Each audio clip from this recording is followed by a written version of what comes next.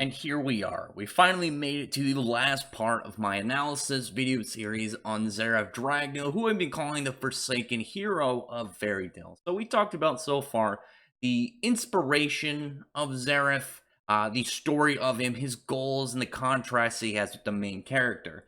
Now we just want to go over what would be the best way to kind of end up is to really kind of like hammer in how much impact he's had on the series, and not just like on the story of the series itself, but really the world at large. And when I say that, it's because of how many things really tie into Zeref's story in general.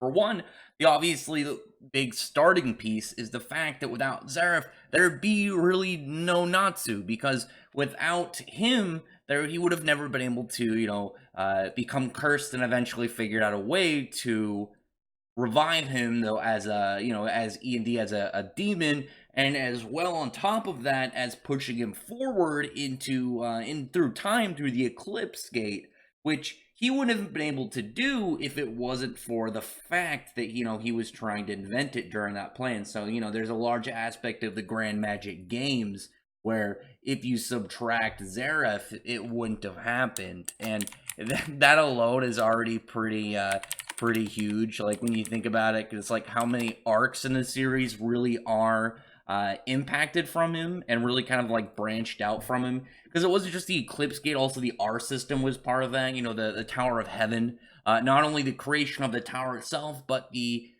people within the tower, they were Zeref cult worshippers.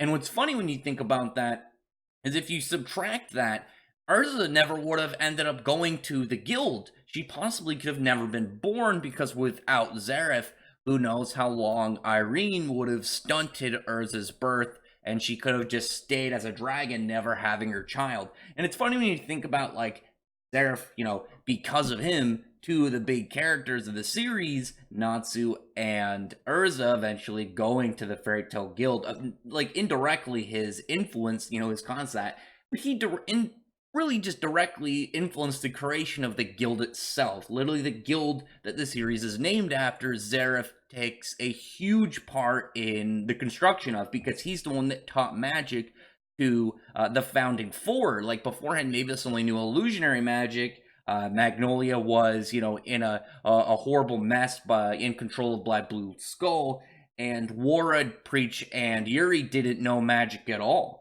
And you can kind of argue the idea of, well, maybe they would have learned magic somewhere else, and they would have went and retook, well, not even retook, I guess I'd say liberated, really, Magnolia from Blue Skull. But then, like, the idea of it is, what would have prevented that situation of Yuri touching the fake jewel? So instead, you're gonna get, if you've read Fairy Tail Zero or seen the anime episodes of it, Yuri would have got absorbed into the dragon skeleton, and Mavis, if no Zeref, means that she wouldn't have law to cast the spell on. You're going to subtract that. Plus, from that, we never know if, like, would Makarov be born if, they never got Yuri's soul out of that dragon?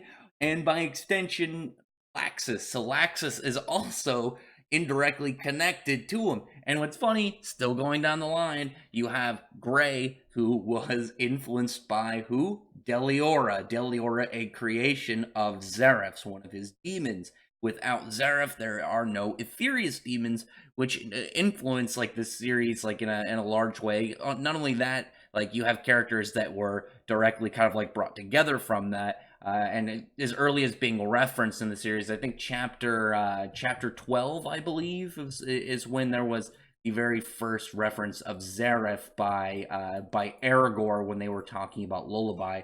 But Gray, if you never have Zeref, there's no Deliora. No Deliora means his city never got taken out, and with that, you're getting absolutely no Gray to Fairy Tail. So you take out him, you're getting not Gray, not Natsu, not Lucy, or not Lucy, Urza. Well, Lucy, you could kind of go into it, because without Lucy, she might have never been her family never might have been a celestial spirit mage, because, part of the issue with everything is her family had celestial spirit mages because of, their whole pact, Zeref and Anna creating the Eclipse Gate and the Dragon Slayer plan to take down Acnologia. Because of that, that was the issue of why Layla ended up dying. She had to use the Eclipse Gate, but she didn't have all the keys. She had to substitute a lot of her life force into it and ended up dying in the process. We don't know if Lucy even would have left home. Like, we don't know what her situation would have been if her mother never died and she never had her dysfunctional relationship with her father. She also might not have joined Fairy Tail, and we don't even know how that would have went if you take Natsu out of the equation. And is she going to be going to Harjian and ever meeting Natsu? We don't know. There's so many kind of like questionable aspects to if they would ever have stumbled upon the guild, if the guild even came to be. That's one of the funny things to think about, is all in all, if it wasn't for Zeref, there would be absolutely no Fairy Tail guild.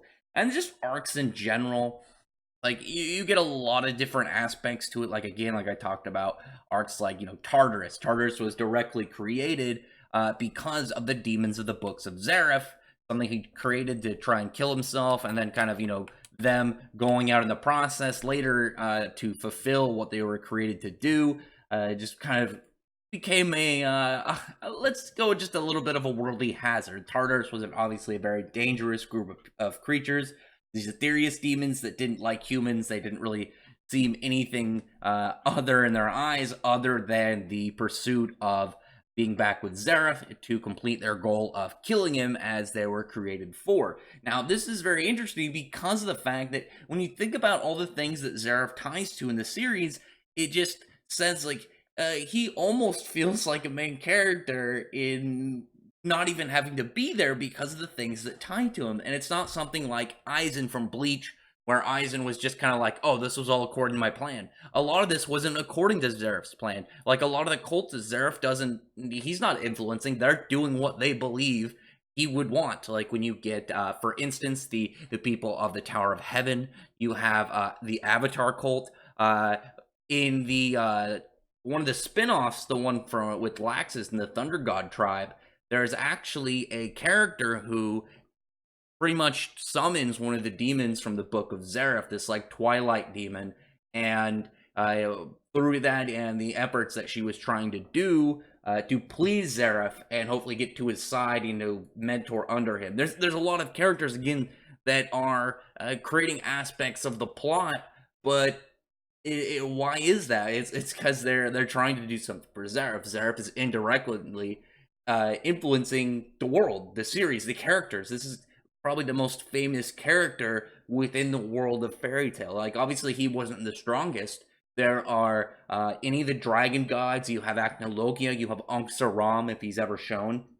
But all in all, Zeref is the most influential, because even though Acnologia was this big character, he was obviously more powerful than Zeref. A lot of what Zeref did was to prevent Acnologia from, gaining his position as just, ender of humanity in the world. Zeref was the one that people kind of like hushed his names. They whispered him. They didn't say his name like out loud. He had that Voldemort kind of appeal to him with a lot of characters. They didn't want to kind of like bring the bad juju of just uttering his name onto them. And you got that a lot throughout the series. Like, even especially the Alvarez arc, you saw how many things started to slowly tie from Zeref's just existence. Like, you have literally an entire continent rallied under him. You have this entire militaristic empire of all these countries that are all unified under the force of one character.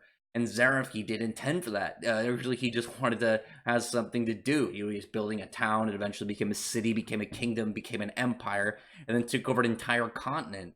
You have all these characters, like even now, Toka, the character who seems to have some form of influence from Zeref and Zeref's doings, more than a year after he finally died, which again, it just shows that even when he's no longer around, his character still has a lot of weight in the world, because you got to keep in mind, like, there could still be more to come, because stuff like the R system, there could be characters that want to bring Zeref back to life. There are so many ideas and kind of like theories and just presences, not even from the reader's standpoint, from their world, the characters. When that it comes to Zeref, because a lot of these characters don't seem to know where the truth and the lies of Zeref kind of like end and begin.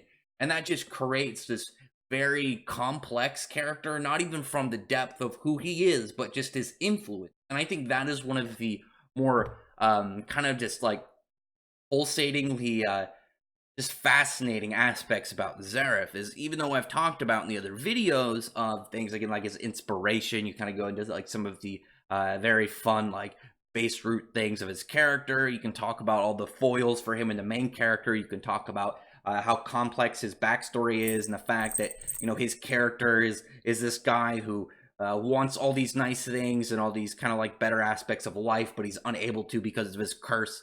And even when he sees his goal possibly in on the horizon, he still has this kind of almost selfish like desire to die. Even when he still thinks he's trying to do something better for the world, he wants to take that quick easy way out, because he's the guy who kept messing himself up because of trying to go for shortcuts and undo things and fix the past, instead of moving forward and trying to use the past to grow.